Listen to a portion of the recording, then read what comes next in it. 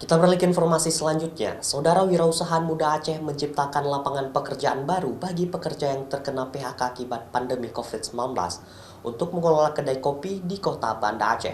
Meski kedai kopi menjadi pusat keramaian, namun pemilik kedai kopi ini mewajibkan pekerja maupun pengunjung untuk memakai masker dan tempat duduk diberi jarak sesuai dengan anjuran pemerintah untuk menerapkan protokol kesehatan penanganan COVID-19.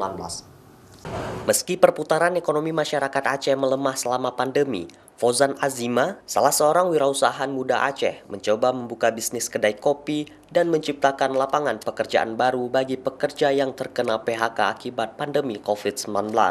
Kopi merupakan komoditi andalan masyarakat Aceh yang bisa dijadikan bisnis yang menjanjikan. Hampir semua kalangan masyarakat Aceh menyukai kopi, sehingga bisnis kedai kopi tetap berjalan normal meski di tengah pandemi COVID-19.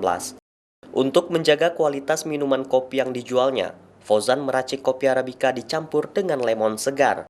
Minuman kopi ini menjadi menu andalan yang disajikan di kedai kopi miliknya.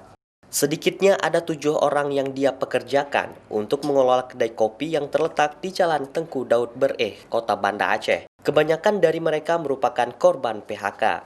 Ketika ada banyak teman-teman saya itu yang memang mereka itu kehilangan pekerjaan pada saat pandemi, terutama yang mereka kerjanya di BUMN dan juga instansi-instansi pemerintah.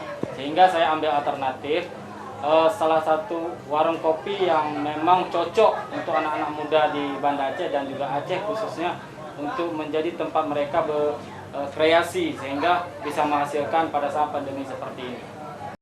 Sementara itu, kedai kopi memang menjadi salah satu lokasi tempat orang berkumpul, sehingga beresiko terjadinya penularan virus corona. Untuk itu, Fauzan mewajibkan pekerjanya untuk memakai masker, begitu juga dengan pengunjung yang ingin menikmati sajian kopi juga disarankan untuk memakai masker sebagai upaya mencegah penyebaran COVID-19 di kedai kopi tersebut.